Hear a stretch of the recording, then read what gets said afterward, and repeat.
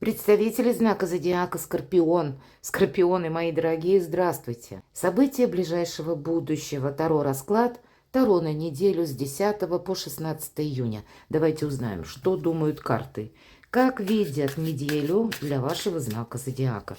Будем, конечно, реалистами. Любой расклад не расскажет о личной истории и не передаст все то, что вы чувствуете, мои дорогие скорпионы.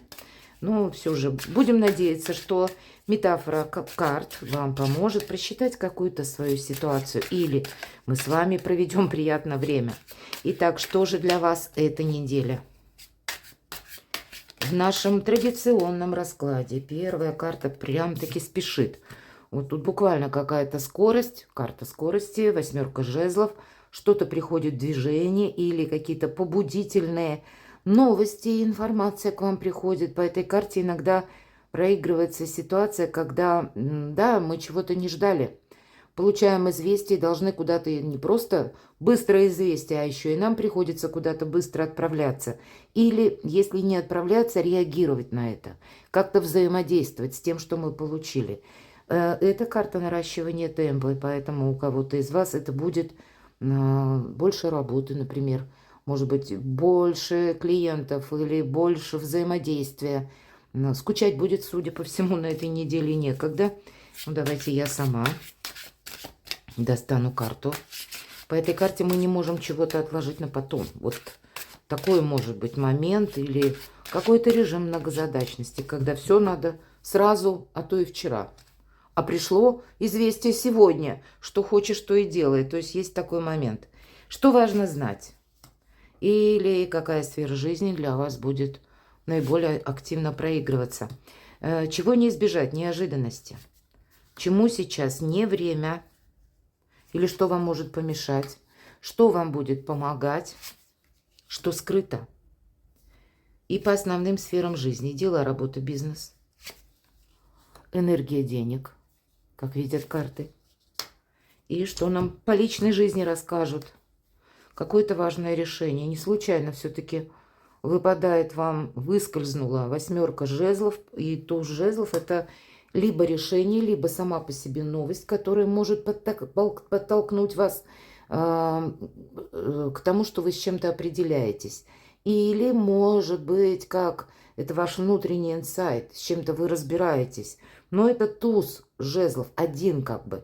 И это энергия нашей мысли и где-то 5 минут до нашей активности. Поэтому действительно все то, что я сказала по восьмерке жезлов, у кого-то из вас будет проигрываться. Или вы будете анализировать какую-то информацию. Вот такое тоже может быть. Но это сила огня, сила Марса сама по себе, когда нам хочется самим, может быть, с чем-то разобраться. Или это удобный момент. Давайте мы посмотрим, что же тут за неожиданности. Еще один туз.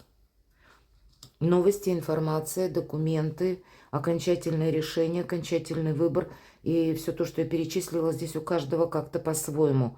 Я называю туз мечей выход из лабиринта. То есть мы как блуждали в каких-то потемках, может быть, у кого-то и так проиграется. Или ситуация прежде была неясна.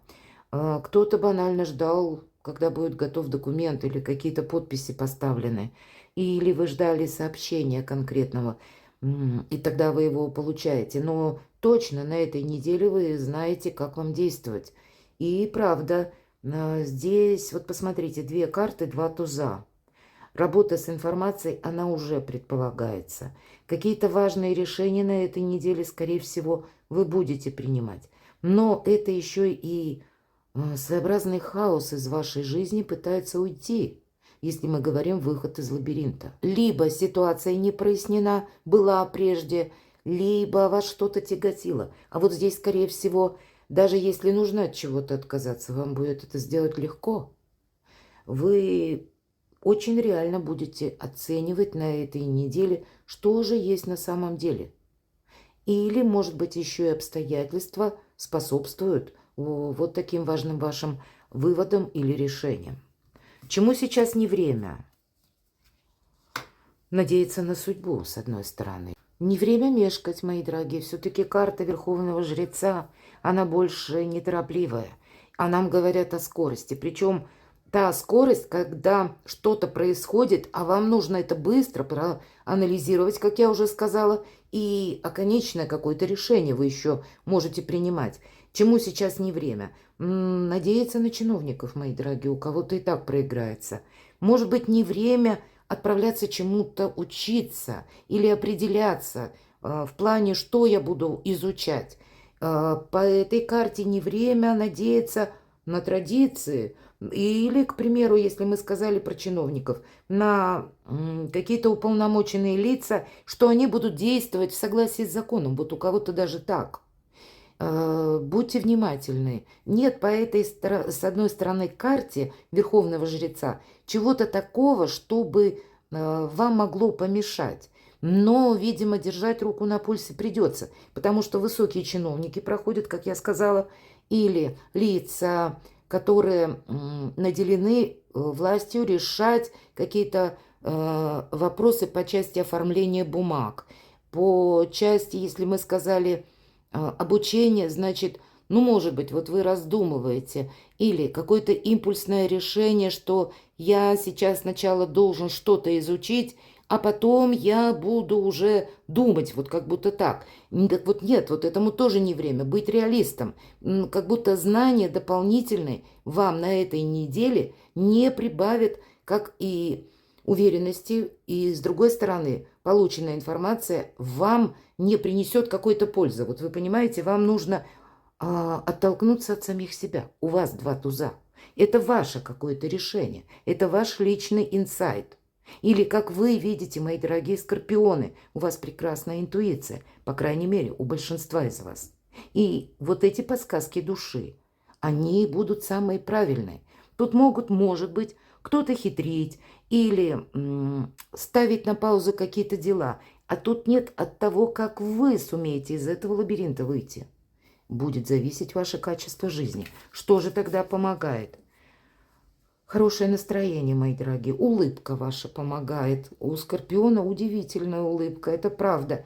Она магнетическая улыбка, я бы сказала так. Когда вы улыбаетесь, хоть вы и люди серьезные, но вы располагаетесь к себе людей совершенно по-иному.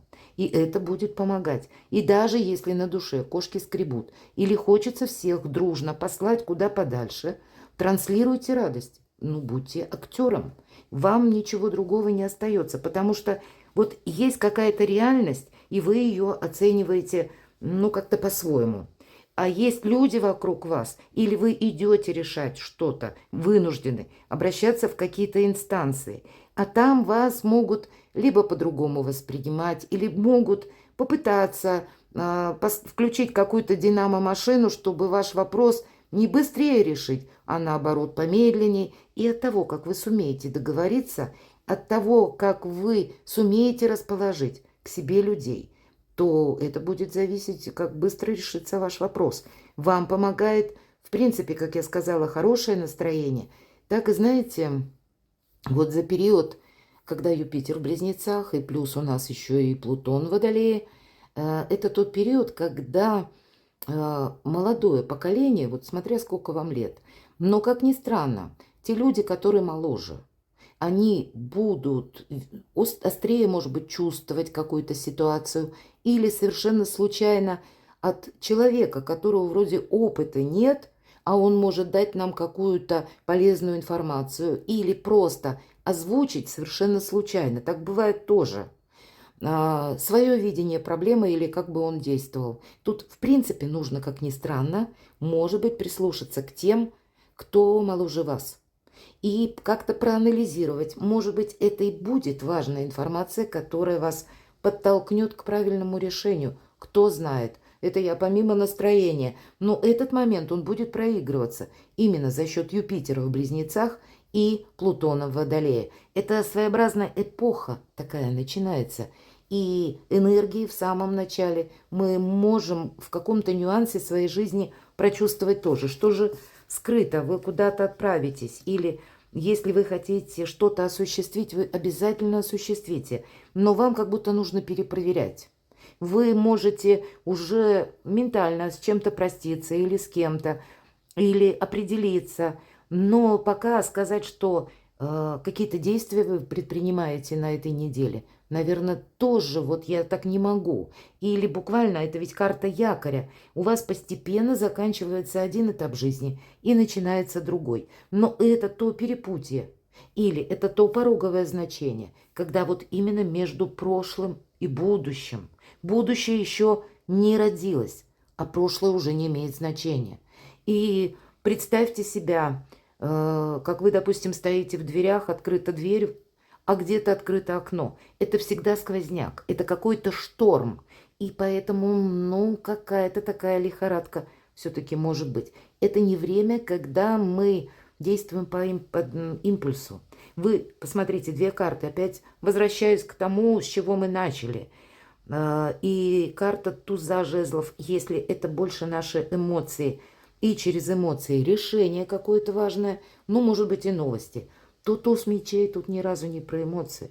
Хладнокровие и умение увидеть рационально какой-то вопрос, событие или обстоятельство. Дела, работа, бизнес.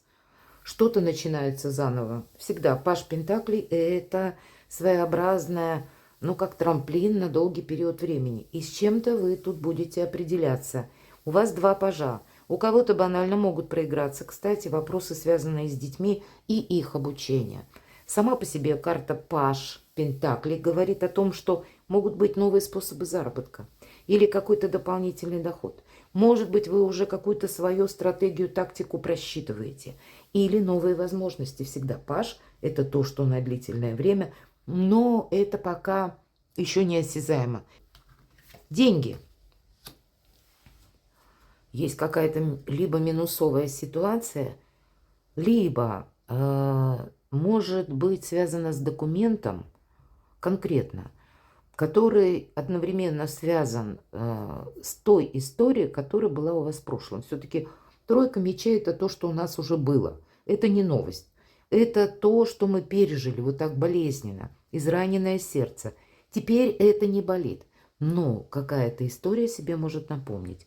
Может быть, у кого-то из вас это другая ситуация. Она тоже не новая. Но карта тогда нас будет предупреждать о том, что вы какую-то ошибку не должны повторить. Может быть, на кого-то не нужно надеяться, а нужно так здраво увидеть обстоятельства, ситуацию, проанализировать и по тузу мечей понять, что же это, как вам действовать правильно. От ваших решений будет зависеть и финансовый вопрос, по сути так.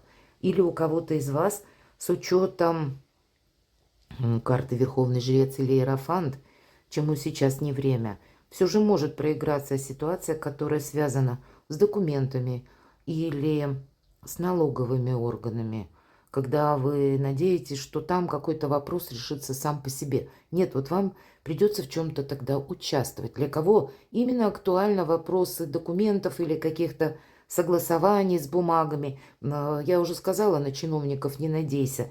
Здесь себя неплохо бы подстраховать, чтобы, если в вашей, ну, прежней какой-то истории был уже допущен вами подобный шаг, когда вы пронадеялись именно на кого-то, или вы надеялись, что, ну, какой-то вопрос без вашего участия решится с вами. А вот здесь, скорее всего, нет. Вам придется расставить точки над «и». Личная жизнь. Чего бы тут ни касалось, тут все равно карта Солнца. Вообще, когда прежде выпадала карта Солнца, говорили: иди, у тебя все хорошо. Даже если у тебя тут настолько все закрутилось, и жизнь напоминает американские горки, в конечном итоге ты будешь счастлив. И карты-то такие выпадают, что тут действительно есть, может быть, и какие-то турбулентности, может быть, есть течение недели и события, которые вы не можете отложить на потом. У кого-то решение по работе, у кого-то в личной жизни, у кого-то придется к чиновникам пойти и что-то согласовывать. Пусть это нам выпадает карта на личную жизнь. Но ведь это карта выбора правильного направления. Поэтому она о где-то периоде 6 месяцев. И может быть как раз в этот период, мои дорогие скорпионы. Это у нас период, мы смотрим с 10 по 16. Я могу сказать, что вторая половина, она более спокойная июня, в принципе. А первая неделя и вторая неделя июня может быть, ну, где-то буквально сумасшедшими. Планетарно. Вы можете зайти, я оставлю в описании под видео ссылку на мой сайт и astroinspirazione.com. Также и на планетарный гороскоп июня вы можете почитать. И, может быть, вы более спокойно будете смотреть на этот период июньский и на те события, с которыми вы сталкиваетесь в своей жизни. Но вообще вы отстраиваете качество жизни своей по-новому, мои дорогие. Ведь это карта счастья, это карта радости, карта удачи, карта возможностей. И есть то, что как вам нужно, как расставить, я уже сказала, все точки над «и», или с чем-то определиться, стратегию на будущее проложить, или как закрыть какой-то гештальт и больше к чему-то не возвращаться. Перекладывайте на себя, мои дорогие, и будьте счастливы, будьте любимы всегда.